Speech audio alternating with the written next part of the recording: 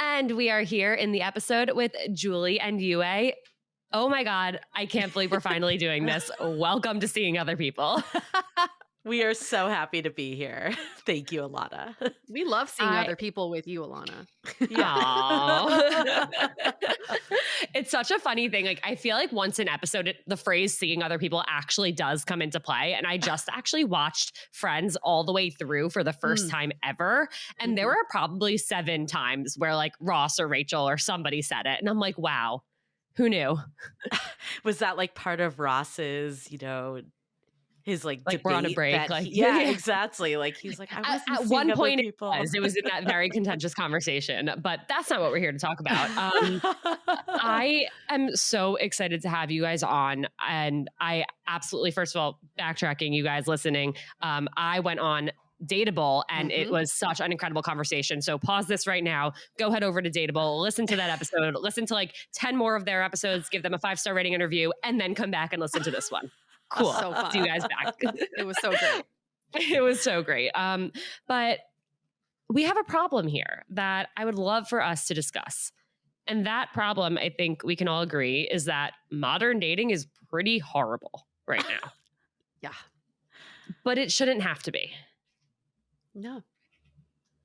So I'd love to hear, first of all, just to catch the listeners up if they aren't familiar with you, what is going on in your personal lives in terms of like your relationship status? And then what was the most difficult part for you in getting to that point? Julie, why don't we start with you? Sure. Yeah. So I'm about a year and a half into a relationship that I met my partner in the midst of COVID. So I am a living proof that you can meet someone during the pandemic. And, it's so interesting because I feel like dating has always been one of those things, which is part of why like I got into Dateable, that it feels like you should be able to, think your way through it and, learn the skills and almost apply the rigor that you would for like finding a job. But I've learned over the years that it doesn't work that way. And so much of it is just feeling. And that I think has been the most pivotal moment for me, is thinking about like, how do I feel with this person, rather like, who should I be with? Who do I think is the right fit for me? And starting to use my head less than my heart. So, or yeah, that's kind of the biggest thing for me. But, the journey of just feeling like I wasn't in control of my dating life. Like I think a lot of people feel like the apps control it, other people control it, and getting to the point of like, okay, I'm not as focused on does this person like me, but do I like them? Do I like the way I am around this person? Do they bring out my best side? Do I feel good in their company? That I think was really transformational, to start putting myself first. And I think especially as women, it's hard to put yourself first. We've been socialized with dating for so long that like, all the bad dating books. So I could get back the time I spent reading Why Men Love Bitches. Like that book of just like, it's trying to put you in control, but you're just like playing games to like get that control. So I think my biggest aha moment was like, I can be in control by just being myself. Why do you think it's so hard for people to, flip that question of like, not do they like me, but do I like them? Because, we talk about it, we hear it, and it's something that it seems like it makes sense, but it's so hard to actually put into practice. There's a lot of validation that comes with dating. And, I feel like especially if it's not going your way, you almost start to see it as a reflection of yourself. Why am I not good enough? And honestly, that was a big part of starting Dateable, is that I was kind of in this solo world thinking that. Like I got to the point that I'm like, I don't even want to tell my friends about this date, because in 2 days, this person's going to vanish. And now I'm going to look like the fool, opposed to like, who knows what was going on with this person. But in my head, it was all about like, how do I come off? How do I prove that like I'm almost worthy of this relationship?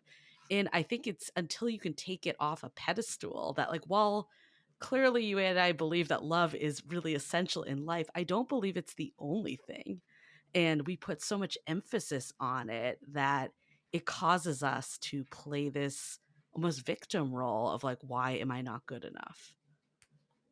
Yeah, I definitely resonate with pretty much everything you just said. And I think it's so hard because it feels so personal, Yeah. and it feels Mhm. like a personal attack on us and who we are. And yeah, like we're not deserving. If this one person that we met one Right. time on a dating app that an algorithm matched us with doesn't want to be with us. And it's like, well, first of all, 99% chance you weren't compatible anyway, or it wasn't going to Right. work out anyway, or you weren't going to like them anyway. But that almost fear of rejection or fear of not being wanted Yeah. is Mhm. so difficult.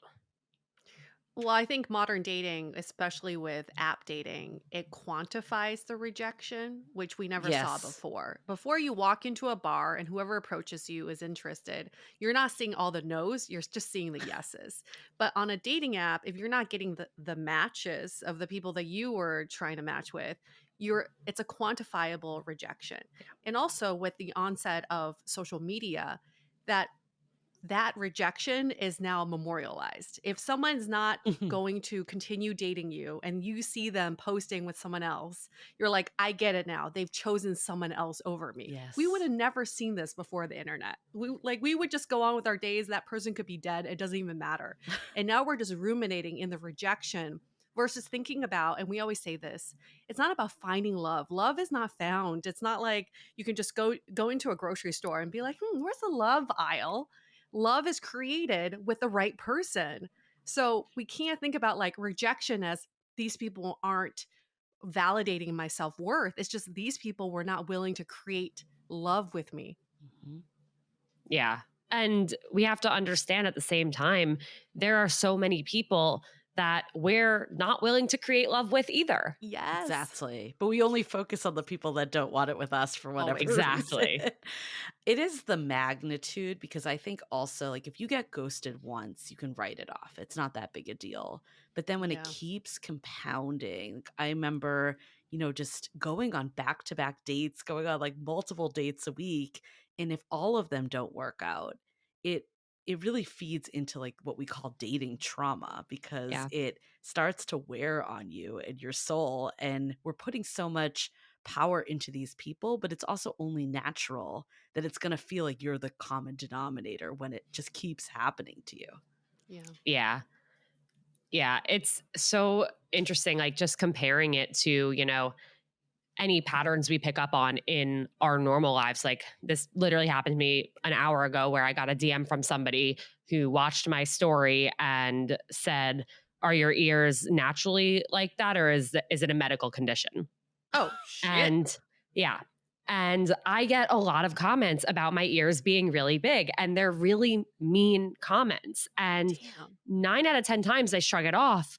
But every once in a while, that Yeah. 10th time, and this happened Yep. today, I just like am covered with like rage. And it's like, Yes. why? Like, does this random person who doesn't even follow me, like, is going to watch my story and then go out of his way to message me something really mean about my appearance that I can't change? And it's one of those things where it's like, I don't care who this person is. I didn't care who the last two people were, but it feels like a pattern, and it carries weight. And the more it happens, the more it starts to impact you.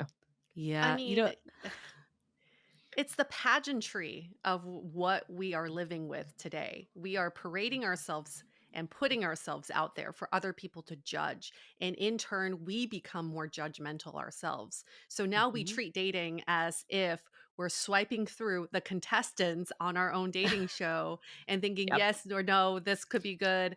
And it doesn't, like, dating connection, human connection, it doesn't work like that. And I think we're forgetting how to build that connection. Now we just lead with our first impressions, the judgments that we have in our head, our unconscious biases.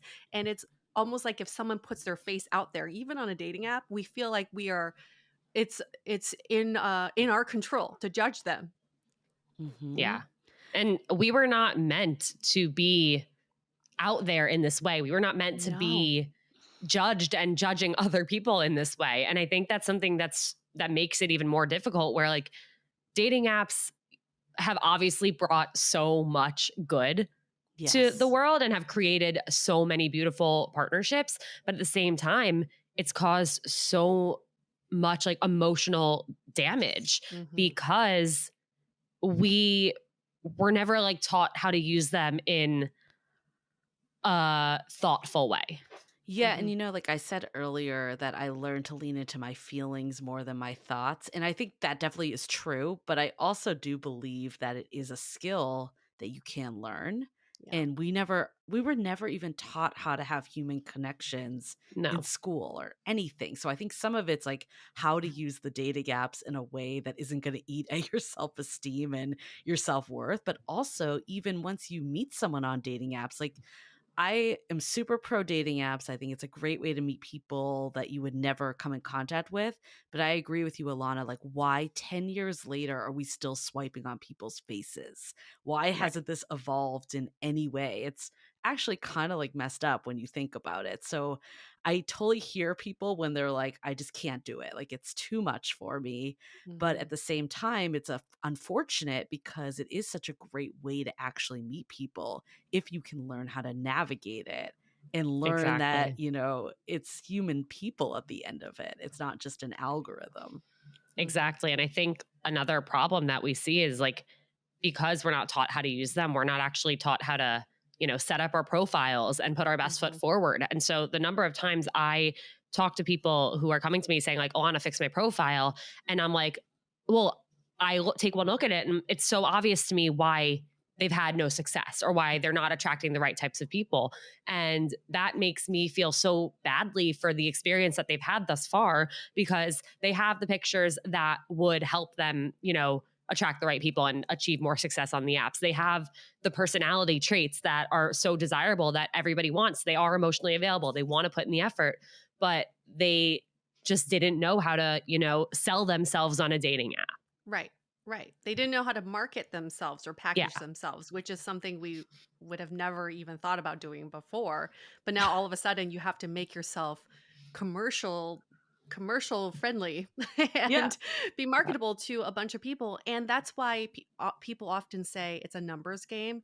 We truly do not believe in that. It's not a numbers game. You're just looking for one or whatever your relationship whatever your ideal relationship is. Maybe it's more than one, but we're not looking for 1,000 people Right. to be in our orbit. But for some reason people think it's like, oh, it's a numbers game, it's a numbers game. It's not a numbers game because we're just not giving people enough time. But Yeah. end of the day, I think we always say this on our podcast: no dating app founder started their dating app thinking, I'm going to make your life No. worse.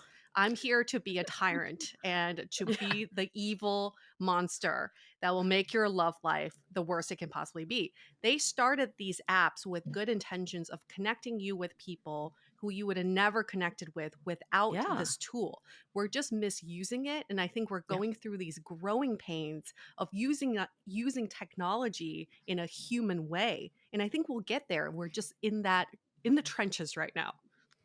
Yeah, I think that is so true. And I'm glad you said that because I do think everybody needs to hear it. Like, they didn't set out for your stomach to drop every time you got a No. notification or didn't get a Right. notification. Right. It's ironic too that the one thing you don't need in a relationship is a dating profile, Yeah. yet there's so much emphasis on the dating profile. And yeah, like we are again super pro dating apps, but I think what we need to do is figure out how to use them to our advantage. And personally, I think like clearly you need to have a profile that can get some people in the door, but ultimately it's not about the profile. It's about the conversation that you're having with other people. And I think so many people like want to save time and read between the lines and like kind of shoot to the end that they overemphasize the profile and don't just have conversations and connect like dating apps kind of are there for the intro. Yeah. Or they'll see one thing on somebody's profile that they Yeah. don't like Yes. and they Oh my assume, God. nope, absolutely not. Could never be compatible Right. with this person. I think about this so much because I've been with my partner for 4 years, and I did see his dating app profile. And if I didn't know him before meeting him, I would have not swiped on him because there was one photo that really irked me, and it was of him fake running. You know those photos that people have? You're like, Yes. you're running. Who the fuck is taking your photo? Right? This is a fake running photo. And it really irked me. But if I didn't know him before seeing this profile, I would have been like, no, this is not the guy for me. It's just one little thing. The Yeah, best people on exactly. dating apps are the ones with the worst profiles. Yeah. I'm convinced on that because they're the people that are not pro daters, right? Like they're just there clueless. Like you were saying about the person you talked to, Alana. They were a quality person ready to date, but their profile wasn't showcasing that. And while of course you can continue to work on your profile, I think the people on the opposite end, we can't be just like taken by shiny syndrome, like sparkly objects, the hottest people on the apps, like they tend to be the worst people on the apps. Yeah, exactly. They're going to be the people that are going to be on there for a long time. They're not trying to get off. Yes. But Exactly. They're They're getting all the professionals. validation. Yes. Exactly. So, Yue, let's go to you. Where are you at now? And what was it like for you? What were the challenges you faced getting there? I almost feel like Julie would be better answering this question because she's seen my growth throughout the years. I And I love think that. Oh, I she's can very answer. Don't proud of worry. how much I've grown. And I will say growth is the key word here. I've been with my partner for 4 years. When Julie and I started Dateable almost 7 years ago, I was in a totally different place. I was by the rules. I had very gendered stereotypes and rules in my head. If someone didn't text me back within 2 days, I'm like, see ya later. It was very if X, then Y for me. And I was just plugging in the formula, and I wasn't able to get to a place of deep connection. I was a really good dater. I had a beautiful profile. Trust me, I spent hours on my profile. I was getting the matches that I was looking for, but my dates wouldn't last past like the second date, if even that. But until this time on our podcast, I went on a blind date with someone and we had to do a post date interview. And he called me out so hard. He was like, "You're fine on a date, you're entertaining, but I didn't understand you as a human being. Like, I didn't understand who you were." And I love that he called me out because he said that I did the normal date talk, I was the Mhm. entertainer. I did everything that was just not me. And his feedback in the middle of the date was, I'm having an okay time, but I think I have a better time if I knew who you were. Can you just be real? Wow. And it brought me back down to earth. It was such a grounding comment. And so where I am today is that I realize it's not about winning people over. It's not about being the most liked or the most popular. It's about creating the love life that works for you. And that may not work for other people or your predecessors. And that is okay. And sometimes it takes going through a lot of people or a lot of experiences to get to this place. And guess what? This Yes. is not the final resting place either. We just keep learning and evolving, even in a partnership. Yeah, we're still going to grow and we're going to look back in 7 years from now and be like, wow, I can't believe I thought like that was the right thing to do in that Yes. situation. You know, we talked about this on our podcast when you were the guest, Alana, but it's, this date version of you and this feeling Hmm. of needing to be, it kind of ties into what I was saying too. It's like this, this validation of progressing and that you're worthy of love and that you got it kind of thing. Like you're so in your head with that. And does this person like me, that you're unable to just connect like you would if you met a new friend or a coworker, anyone else in life. We like reserve this special way of being with the rules and what we should do for dating, yet it doesn't extend to anywhere else in life where it's just baffling when you think about it. Hmm. Yeah. I love that this person you went on a date with called you out on that, Yue, Me because too. I think we all have our first date stories that we would tell. And Yeah. I could probably count, I mean, I don't know their names now, but there were probably like 20 dates I went on that were the exact same, almost like Mad Yeah. Libs, like fill Hmm. in slightly Yep. different words or like transitions between us sharing stories, but the exact same flow, Oh, yeah. the exact same drink, sometimes even the same place. Yep. And how are you supposed to actually get to know somebody and let somebody get to know you when you're just running on autopilot. And that's why Yes. dating is so miserable. And that's Yeah. why, to go back to like, why do we feel like it sucks so bad? It's because you're doing the same thing over and over again, not getting the results you're looking for. It's compounding to believe that there's something fundamentally wrong with you, eats at your self esteem. Like, all this goes way further than just having a fun date. You know, it's crazy. But if you think about the fundamentals of human connection, I had play dates when I was a kid. We When we would go on these play dates, it was intentional that we would have fun together. That was it. That Hmm. was our only goal. And if we liked hanging out with each other, we would have more play dates. It was never about what's next. It was just more like, in the Yeah. moment, do I enjoy this? We started out that way. Why is it that in modern dating today, everything is about what's next? When is the next date going to happen? We've been dating for 3 months. When's the DTR going to happen? Well, how are we going to escalate this relationship? It goes it goes against how we connect as human beings. It's because we view dating as a milestone, an Yeah. achievement. And there, you know, the ultimate achievement that we've been fed by society on is getting married. And that's why I think we look at it that way. And we don't enjoy the process of getting to know someone. We want to know that it's going to go somewhere. We're not wasting our time. I feel like that's like the number Yeah. one thing you hear with everyone is like, I don't want to waste time. And maybe it's this perception with dating apps that there's so many people out there. So if I give my time to this person, it means that there's an opportunity cost for someone else, but we also like don't let things evolve that way. Like that's not like, it's just like when you think about it, like when else in life would you go meet someone for an hour and then have to make a decision that this is going to be your life partner? Right. Right. Like that's not how friendships work. That's not how No. anything works at all. That's not even how a job works. With a job, you No. do a bunch of interviews, you do your Yes. research, like Mhm. you Yes. explore. It's just kind of the same thing. You're exploring different companies, different positions, but you don't just have one sit down with somebody and say, all right, I'm in. Like, Yep. Yeah. hire me. I'm going to be here and work here for the rest of my life. No.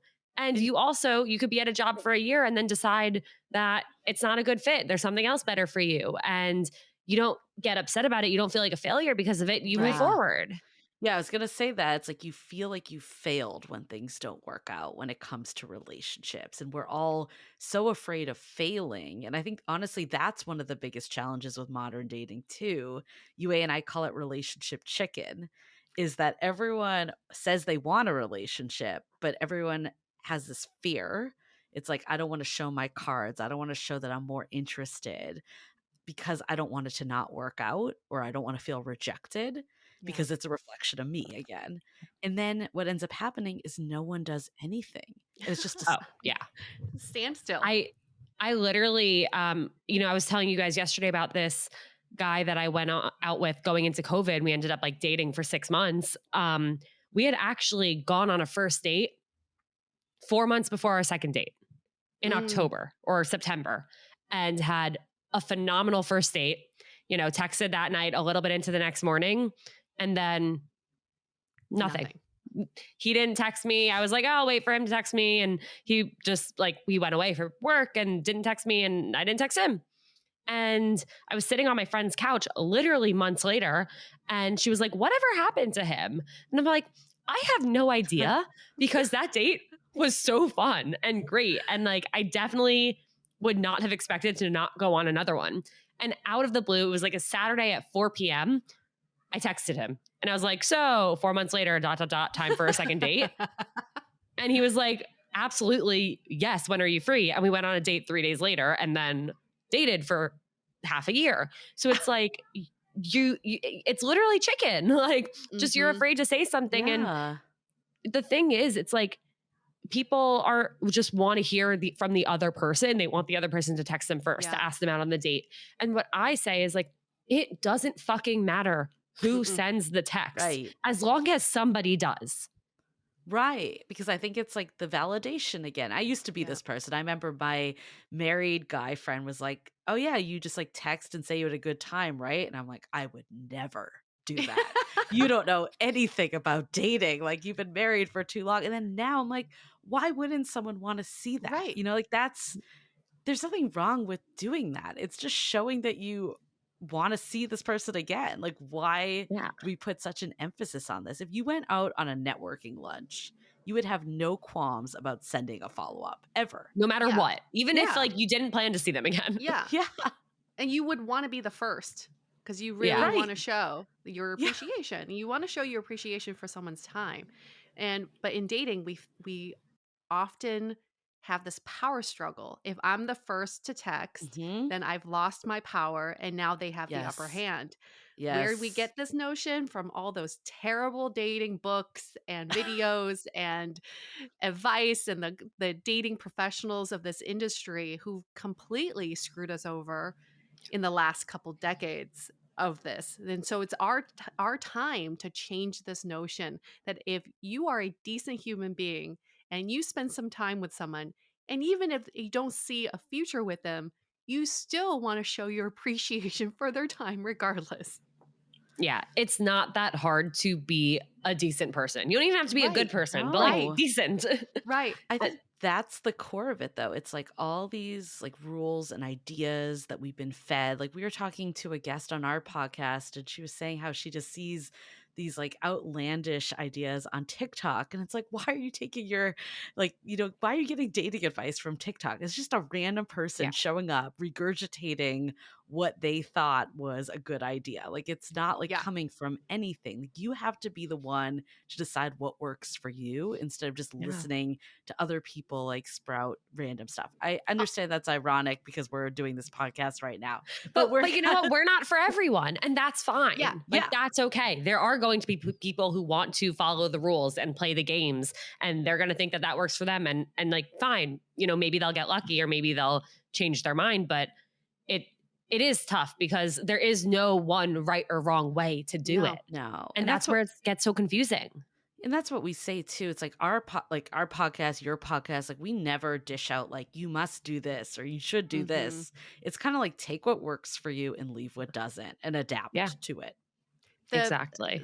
The only rule you should ever have in your head is if you feel like you're trying to be a mind reader, that you need to just stop and take Yes. hold of the situation. That's the only rule to follow. If you're ever like, am I trying to guess what this person's thinking? Trying to guess if they like me back? Then just freaking do something about it Yep. instead of ruminating in that.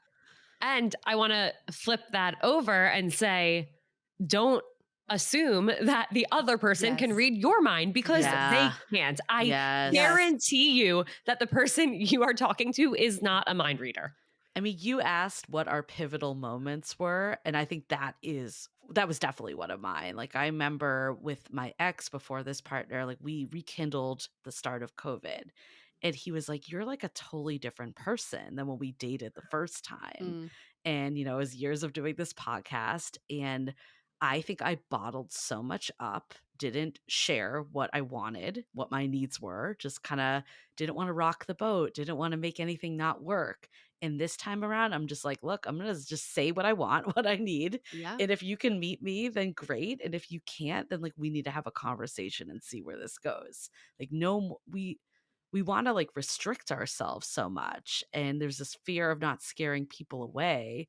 But I think we can't be afraid to scare away the wrong people. I couldn't agree more. I think everything in terms of who you are, in terms of what you want, in terms of what you need, everything is a filter. And you're going to filter some people out and you're going to filter some people in. And not everybody should be able to get through that filter because you're No. not going to be able to, create love and a partnership with everybody. And that's okay. Before Yeah. I met my current partner, I got rejected more than I ever have in my entire life. Like hands down. And I think looking back on it, it's because I was actually putting myself out there and taking chances. Maybe I was even doing like a second date default, which I didn't do before because I knew the limitations of dating. I knew that people don't always show their full self. And if it wasn't terrible, if it was good enough, I was willing to keep going with something to just see how it unfolded. That being said, not everyone was willing to do the same with me, or maybe they just saw it wasn't a fit, which is fine. And I think you can get really down about that and start like looking at that as a self-reflection. But for me, the biggest thing I did was just keep going. Like, I think that was the path. And then eventually it led me to my now partner who was like there for it, like I'm Hmm. so glad all those other ones didn't work out because this was the right person that appreciated me for who I was. Like, same, it's a mirror story of you and Jake, Alana, right? It's the Yeah. same thing. It's like he showed up every time, he was consistent, and that's what happens. Like, if it works, it works, and you just keep going because it Right. works. Yeah. And you can't predict if it's going to work or not work. Right. But I think another thing people get wrong is that if it doesn't work, I know we kind of touched on this earlier, but like just because it doesn't work doesn't mean it was a failure. You No. know, if you don't end up together, that's not a failed Yeah. relationship. Like you Yep. probably grew so much and learned so much about being a partner, about what your needs are, what you do and don't want. And Yeah. that's something to be proud of and to be able to say like, okay, I did this thing and, it didn't end up in a forever life partner situation, but there's so much that I gained from it. And I'm going Mhm. to take all of that and move forward. Yeah. Yeah, so much is a mindset reshift for sure, but also taking being in a relationship off a pedestal. For me, getting to the point, I think the pandemic was pivotal. Like, I found myself alone in the pandemic. I had that immediate freak out moment. At the time, I thought I'd be alone for 2.5 weeks. Fast forward years later. But I remember like initially being like, oh my God, my worst fear is coming true. Like, in the time of need, I'm by myself. And I soon realized like if this was life on your own, it's not so bad. Like, if you build up your life and you have love in other places and you have passions and things that are fueling you, you realize that like a relationship's a cherry on top. And I think it's like people that are in the thick of it, I'm sure like are rolling their eyes a little, but I think like looking back on it, if you can kind of detach from this outcome of being in a relationship, if the goal of a relationship is to be happy, like how do we just get happy now? And then it brings it from a place of need to a place of want, which allows the right people to come through and for you to be more like, okay, is this person adding to my life? I'm going to keep going. If not, then, Hmm. like I choose myself. I'm just going to like do my thing. Exactly. I love that, like making the goal to actually be happy outside of what's going on in your dating life. And yes, of course, you could be happy and then get into a relationship, feel happier, and then it Yeah. ends and then you're very sad. But Yeah. that doesn't mean you don't have all these other great things going on in your life that you've created for yourself that do bring you happiness. Like you're allowed to feel sad in between. I think Right. that we need to normalize a couple things. One is there is absolutely no quality that you're putting on, or at least no judgment between being single, being in a relationship, and dating. Those are Yeah. three just stages. It's not Yeah. good, bad. And know that in your lifetime, you're constantly in a relationship. If you're not in a relationship with other people, you're working on the relationship with yourself. And even in a relationship, a partnership, that is broken up into several little relationships too. In my 4 years with my partner, I can say we've probably been in 20-ish relationships. And that's great. I love that. I can say in the beginning of our relationship, we had this mini one that was like really flirtatious and playful. And now we're in a very serious one, or we're just constantly evolving. So we can normalize the beginning and end of relationships as a great thing because we're just closing a chapter and moving on.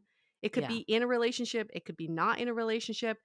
That's something we need to just embrace, and the end is not a bad thing. We can't put a value on these things. Yeah. And even within that, like people, judge themselves and their own relationships for like, oh, well, we're in month 7, so we're in the honeymoon Yeah. phase. So right Yeah. now we have to really enjoy it because it's all downhill from here. And then people will ask like how long someone else has been in a relationship, and then they'll make a snap judgment because of that. Yes. Yes. And like I questioned for a while, I'm like, am I in the honeymoon phase? Am I not? Was Yeah. I ever? Like Yeah. it's just so confusing and it's so complicated that we have like feel the need to attach labels to things Yeah. instead of just feeling what we feel and acknowledging it and moving on and Yes. living our life. Yeah. I love this idea of like it's just all chapters of your life, and like how do we start to just focus on the process. And in retrospect, all the relationships of mine that ended, I'm so glad they did, and like they Hmm. built on each other, and who I am today is because of those past relationships. And when you're in the thick of it, it's terrible, right? Like when you feel like you've lost the love of your life. I don't want to undermine that feeling because I've been there before, not being able to get out of bed, and it's the worst. But if we can have the foresight to look at our past and look at how things have like actually built on each other, then it can just show that we're like, this is what's meant for us. We're moving to a new world. Exactly. Exactly. I want to switch gears because there's a topic that I've been very excited to talk to you Ooh, two about. And ironically, you just put out an episode on it. Ooh. So perfect hopefully you're timing. tired about talking about it. But, and we did mention it earlier, this concept of red flags Mhm. and, seeing one thing about somebody and immediately writing them off. Yes. And I think the three of us all agree that our society has become so obsessed with red flags and chasing these flags. And I know you guys say it's like playing capture the flag. Mhm. And like, how did we get here? And what? It's so frustrating. I'm like frustrated trying to explain what I'm trying to Yeah. say. But why do you think we got to this point of being so obsessed with finding these red flags and immediately writing people off? It's a pageantry of dating. Again, we feel like if people are putting themselves out there, we are we are free to judge them and to make snap judgments. I think some of this comes from this culture. We call this like a microwave culture, where we just want instant results. We put something in the microwave, expect it to be heated, and we don't care about the consequences. Yeah, it's probably bad for us and it'll probably cool down really fast. It's the same thing. It's like we want to make these snap judgments so we can be more efficient in our filtering, Yes. but we're Wait a second. filtering. I'm sorry. I have to pause you. Does food get colder quicker when it's microwaved as opposed to in the oven? I mean, for that's from my own personal experience. I need to research this. I'm mind blown. Okay, continue. I had to. Oh my God. um that's absolutely like if I'm yes from my personal experience that's what's happened, but I just need the immediate gratification, right? I just need it to Yes. be hot right now, but I You can don't pop care it back in for another 30 seconds And it later. never exactly. tastes as good ever than Never if you tastes took good. the time to put it in Never the tastes as oven. good. But if we can, the red flag search is because we feel like this is our way of being efficient in how we filter for a partner. And also, it's a defense mechanism. It's like, well, I'm not going to pursue a second date, or I didn't like them anyway because there were all these red Mhm. flags. It's just an easier way to protect ourselves and a quicker way to judge someone not based on anything substantial. Yeah, I think it stems from a couple things like the instant culture. Like when you think about it, in every other part of our lives, you can get an Uber at the touch of your fingertip, right? A car will show up in 2 minutes. And if you have to wait 10 minutes, you are just so impatient, right? Yes. I'm just like, cancel, call Lyft. Like, this is Yeah. ridiculous. And then, every aspect of life, we think that we can order a soulmate on Amazon. Like, we can just press the buttons we need, they pop out. There we go. We're good to go. Like, we don't have to go through the whole process of dating because everyone thinks the process is miserable, which is what we were talking about earlier. It's like, I don't want to go on another date. I just want to get to the end where I'm in that relationship. So the red flag hunt is a way for us to almost like, if we were to go on Amazon and put in all the things we want or the things we Mhm. don't want to find this person that magically gets spit out. And that like basically saves us the heartache of realizing later that there's a problem. And I think the red flag hunt, at the end of the day, it's a protection mechanism. We are there. And it almost minimizes actual red flags that are happening because there are a lot of real red flags that we should be cautious of. Yes. Like the definition of a red flag is reason to take pause for some behavior that would be unhealthy in a relationship. Yet we use the term red flag if someone spells their wrong or something. Like, is that really going to impact the health of your relationship? No. So it's like the minimization of all the big things. Like, yes, I think it's really bad if you are in a verbally or physical abusive relationship. Like that is a true red flag in my opinion. But we're now minimizing that and focusing on any little thing that could potentially go wrong, opposed to seeing the good in people. And we all have red flags if we look hard enough.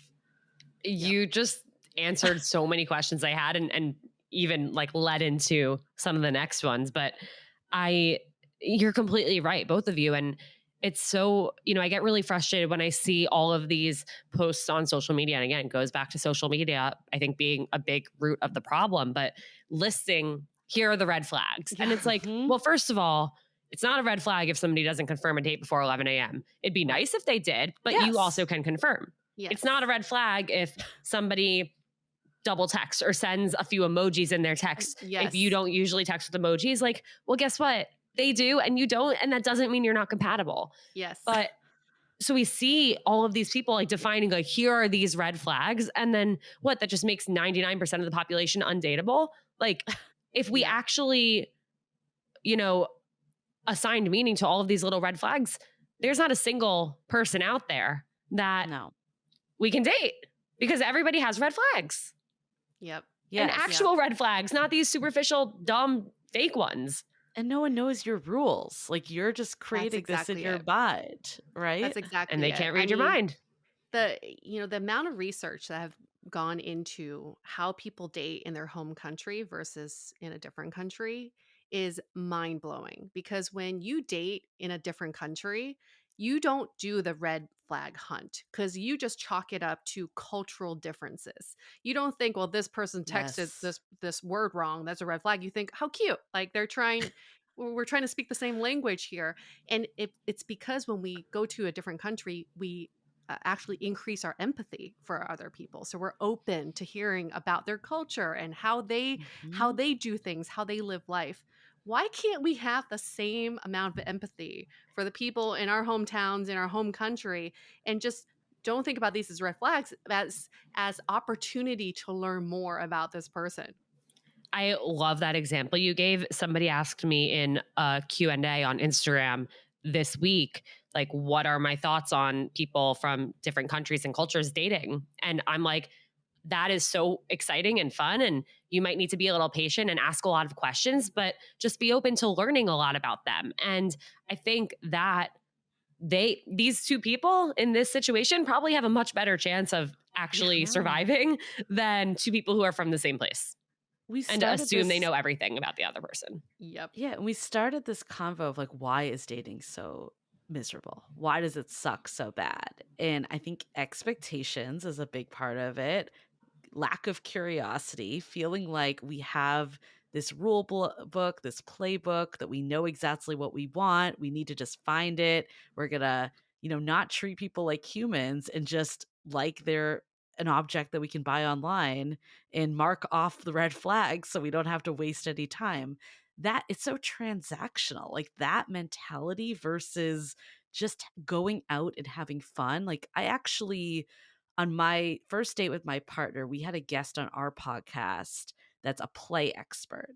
And he talked about like, how do you make dating fun again?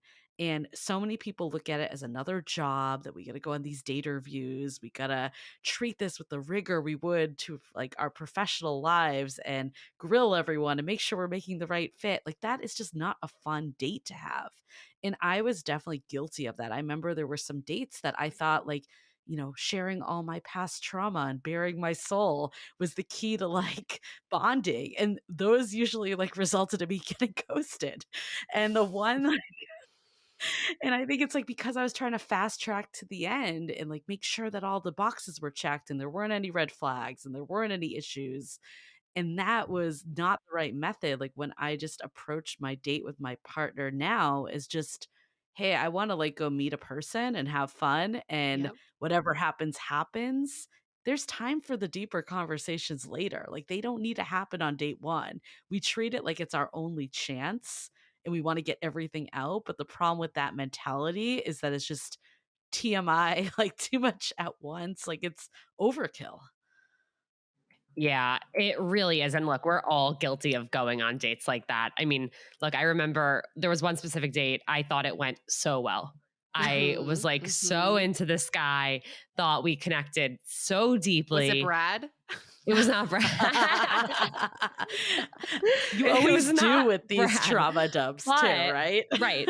And this guy did not ask me for another date. I don't even think he texted me after. And I was so confused.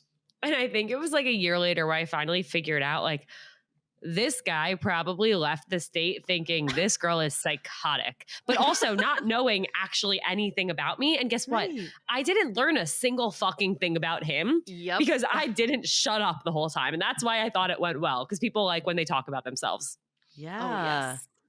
Oh, yes. When you're on the red flag hunt and you're doing the date review, you're not focused on the other person and Right. having a conversation. Like you think you are because you're asking them questions, but you're thinking about like what's next on my checklist? What do I have to, and you're not listening, like what do I have to like learn about them? You're not listening to their actual answer. You're just like Right. mentally checking things off.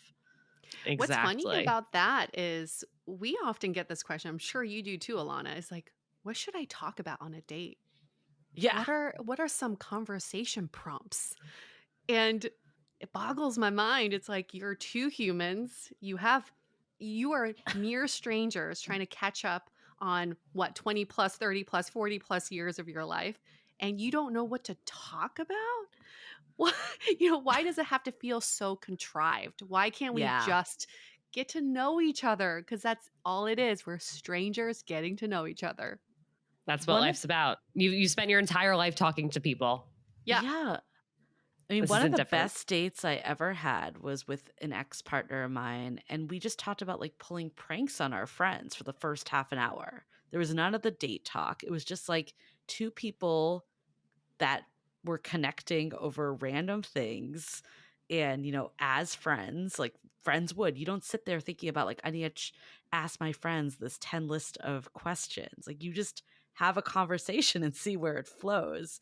And we think, again, it comes back to like, we need to make the right call and we can't waste time. Like, let's get it all out immediately. Like, it doesn't work that way. It just Mm-mm. leads to people feeling like they were like pressed in a job interview. Yep. Yeah, I think the harder we try to almost meddle in our own lives and force things to work or force the answers to come to us, the harder of a time we're going to have actually finding what we're looking for. Yeah. I think the key to saving dating and to getting out of this is to treat each other like humans and strive for connection over, compatibility and like, making sure that we're doing the right thing all the time. Like, let's just focus on how do I connect with this person in front of me and let the rest unfold. Yep. It's so beautiful, but it's so crazy that it's such a wild concept to people. Seems But so simple, but yeah. so hard to achieve. We can get there Yeah. though. Anybody listening to this podcast, Yeah. this is like if you're listening to this, obviously you're already on this train, Yeah. and the three of us are helping you move along on this train. Let's just get this movement going because we see the light at the end of the tunnel. You're on the right train already. Exactly. We see it for you. So Yeah. now you can go out there and see it for all of your friends and family and coworkers who are also struggling. Yes. It's like anytime there's that moment, right? Like, should I send the text? Should I do this? Like, look at where is this coming from? Like, if I do this, am I coming from a place of being needy or connecting? If it's Yeah. connecting, and also the word needy is such like it. That one really bothers me in dating. We all It's have like, needs. We're all yes, needy. You should exactly. be Like needy. being needy. Like, like Being needy. would your friend think you were needy if you were texting them? No, Literally no. Would they ever think twice about the fact that you double texted them or texted them never. first? Or Literally with an no. emoji. Yeah, Yeah. exactly. All right. To wrap this up, first thing that comes to mind, each of you, best piece of dating advice you've ever received. Oh my God. I know it's hard. I know. I was like, we have a lot of bad dating advice we've received. I know. I know.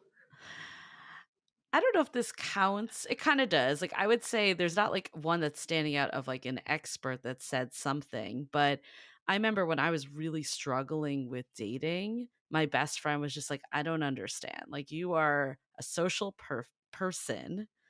Why is this like happening? Like, are you actually being yourself? And it made me realize like I wasn't being myself. I was being the date version of myself. And I wasn't looking for a relationship because I wanted one to like a person to share my life with. Like, I was looking at it like all my friends had a relationship and I want someone that's out with me and my friends. And I think her saying it and putting it in perspective is like, how do you just show someone yourself? That has been the best dating advice I ever got because it made it real clear that I wasn't doing that. Absolutely. It's a good one. The best piece of dating advice I ever got was from my mom. Julie knows exactly what I'm about to Oh, say. yes. I was a very anxious dater with this one guy, Alana. You know how that is, and he was not texting me back when I wanted. He was not giving me what I want, but I was just so into him because of his lack of communication.